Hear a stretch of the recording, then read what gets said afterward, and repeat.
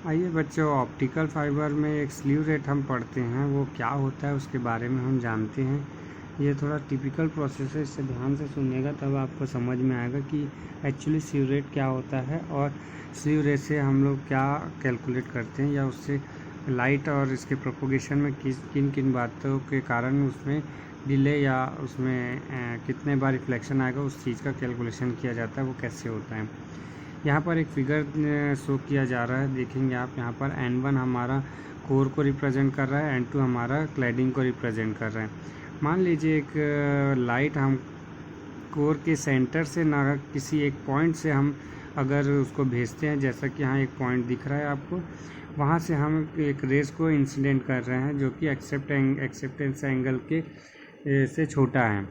तो उससे हम अगर इसको भेजा जा रहा है लाइट, तो हमारा कुछ इस तरीके से प्रोपोगेशन का प्रोसेस जो सर्कुलेशन के फॉर्म में जो दिख रहा है, वो कुछ इस तरीके से कोर के अंदर की इंटरनल सरफेस में टकराता हुआ वो प्रोपोगेट करेगा।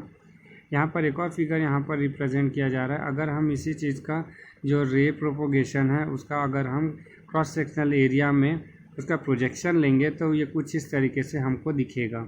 तो यहाँ पर जो हमारे पास एक एंगल को दिखाया जा रहा है, जो कि सेंटर से अगर परपेंडिकुलर हम कोर के रेडियस एज अ रेडियस हम उसको लें, तो रेडियस और उसके बाद जो प्रोपोगेशन का जो हमारे पास एंगल बन रहा है, प्रोपोगेशन के लिए जो एंगल बन रहा है हमारा, वो गामा से रिप्रेजेंट किया जा रहा है। तो ये गामा एंगल होता है, उस एंगल को हम कैलकुलेट करते हैं, वो कितने एंगल बनाता हुआ हमारा कोर के अंदर वह ट्रैवल कर रहा है। दूसरी बात, यहाँ पर एक और चीज़ देखी जाती है। अगर आप इस यहाँ पर्टिकुलर एंगल से अगर आप इंसिडेंट करते हैं, तो इसका टोटल इंटरनल रिफ्लेक्शन जो वह रे कितने बार कोर के दीवारों से टकराता हुआ आगे प्रोपोगेट करेगा, number of total internal reflection का कैलकुलेशन किया जाता है। तो वो कहीं ना कहीं हमारा स्लीव रे उस चीज़ को रिप्रेजेंट करता है। तो वो कैसा होगा और किस एंगल का होगा, प्लस वो कितने बार हमारा टोटल इंटरनल रिफ्लेक्शन करेगा पर्टिकुलर लाइट, वो उसके इंसिडेंट एंगल पर डिपेंड करता है। तो ये कैसे होता है उस चीज़ को हम आगे देखते हैं। उसको एक इक्वेशन है हमारे पास, उस इक्वेशन के अकॉर्डिंगली हम इस चीज़ को चेक करते हैं वो कैसे होगा। तो यहाँ पर देखेंगे हमारे पास एक फिगर है। यहाँ इस फिगर से हम एक डेरिवेशन करेंगे। यहाँ पर ध्यान देंगे कि वो किस किस तरीके से, ये थोड़ा 3D डायग्राम है, इस चीज़ को ध्यान से देखेंगे ये कैसे काम कर रहा है। पहले यहाँ पर देखते हैं, हमारे पास एक रे है जो कि पॉइंट ए पर इंसिडेंट हो रहा है एयर से हमारे कोर के सरफेस पर, क्रॉस सेक्शनल एरिया पर। यहाँ पर एक पॉइंट देख रहे हैं एस पॉइंट, यहाँ पर उसको रिप्रेजेंट कर रहा है जो कि हमारा कोर के एक्सल को रिप्रेजेंट कर रहा है, जहाँ से हमारा कोर का एक्सल ट्रैवल कर रहा है।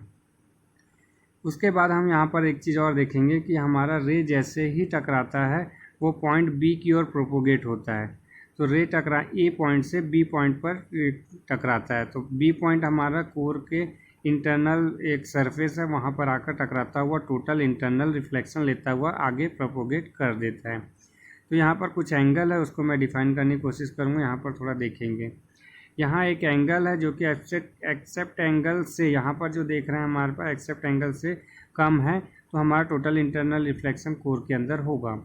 यहाँ एक एंगल है जिस पॉइंट से हम जिस ए पॉइंट को अगर हम कोर के एक्सल के साथ पैरेलल अगर लाइट की पैरेलल एक लाइन एज्यूम करें, तो उनके बीच एक एंगल होता है जो कि थीटा को रिप्रेजेंट कर रहा है यहाँ पर, जो कि स्नेल्स लॉ में हमारा काम आएगा। जो यहाँ थीटा ए और थीटा के बीच स्नेल्स लॉ लगाते हुए हम लोग यहाँ पर टोटल इंटरनल रिफ्लेक्शन को यहाँ पर कैलकुलेट करेंगे। यहाँ पर ए, अब यही ए से ट्रैवल करता हुआ जो पॉइंट है हमारे पास, पॉइंट टी पर हम वहाँ से उस पॉइंट पर जो बी पॉइंट पर जहाँ पर पहला टोटल इंटरनल रिफ्लेक्शन हो रहा है, वहाँ पर परपेंडिकुलर हम एक परपेंडिकुलर लाइन एक ड्रॉ करते हैं। तो वो परपेंडिकुलर लाइन प्लस एक आर पॉइंट जो आप देख रहे हैं, आर पॉइंट वो पॉइंट है जो एक्सल में जो पॉइंट है उससे परपेंडिकुलर डिफरेंस लिया गया है। तो उन दोनों के बीच जो एंगल अगर हम देखना चाह रहे हैं टी ए और बी के बीच एक शेप बन रहा है, ट्रायंगुलर शेप बन रहा है, उन दोनों के बीच का एंगल टी बी आर, जो एंगल टी बी आर है वो एक्चुअली हमारा गामा है और वही हमारा स्लीव रेट को रिप्रेजेंट करता है। स्लीव रे का हमारा जो एंगल बनता है वही होता है। अब यहाँ पर एक फाई और फाई जो दिख रहा है हमारे पास, वो फाई एंगल एक्चुअली हमारा क्रिटिकल एंगल को रिप्रेजेंट कर रहा है, वहाँ पर टोटल इंटरनल रिफ्लेक्शन के एंगल को रिप्रेजेंट कर रहा है, जो कि बी पॉइंट पर बन रहा है, जो कि एंगल बिटवीन टी बी ए के बीच का एंगल है। तो ये इस तरीके से हमारे पास कुछ एंगल्स बन रहे हैं। इस चीज़ को हम लोग अब डेरिवेशन में यूज़ करेंगे। इस पूरे एंगल को किस तरीके से रिप्रेजेंट किया गया उसको देखते हुए आगे बढ़ते हैं। तो हम यहाँ पर जो कि हमारे पास बी पॉइंट पे जो कोई एक एंगल बना हुआ उसके बीच अगर हम चाहते हैं कि उसके बीच एक रिलेशन बनाएं, तो हमारे पास एक रिलेशन बनता है cos gamma sine theta is equal to cos phi. ये हमारे पास एक रिलेशनशिप जो टोटल रिफ्लेक्शन के लिए हमारे पास इक्वेशन डेरिवेट होता है, कुछ इस तरीके से होता है। तो हमारे पास एक पॉइंट है, ये एक रिलेशनशिप है, इसको हम लोग डायरेक्टली यूज़ करेंगे। हालांकि इसको डेरिवेट किया जा सकता है, बट ये बहुत ज़्यादा न्यूमेरिकल एंगल बेस्ड है, तो हम इसको मैथमेटिकल एज अ टूल के तरीके से हम मानते हुए, हमारे पास पहले से अवेलेबल है, इस चीज़ को मानते हुए हम आगे बढ़ते हैं।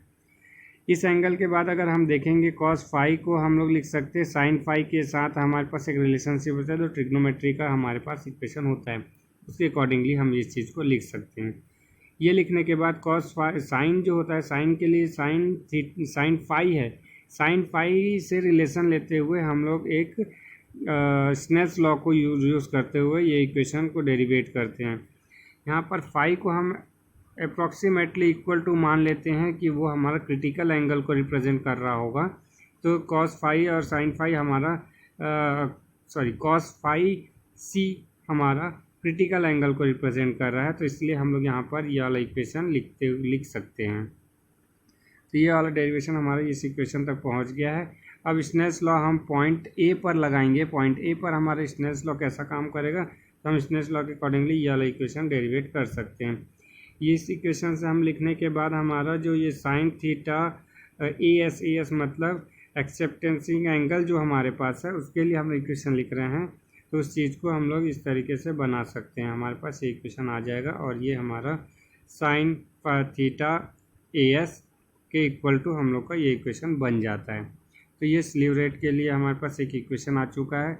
स्लीव रेट के अकॉर्डिंगली एक और इक्वेशन को थोड़ा सा आगे बढ़ाते हुए हम देखेंगे कि हमारा ये एंगल को कुछ Na के इक्वलेंट भी लिखा जा सकता है। Na के इक्वलेंट इसलिए लिख सकते हैं क्योंकि Na होता है हमारा n1 square minus n2 square का रूट, तो ये Na को भी रिप्रेजेंट करता है। इसीलिए हमारा sine theta as cos gamma is equal to Na होता है।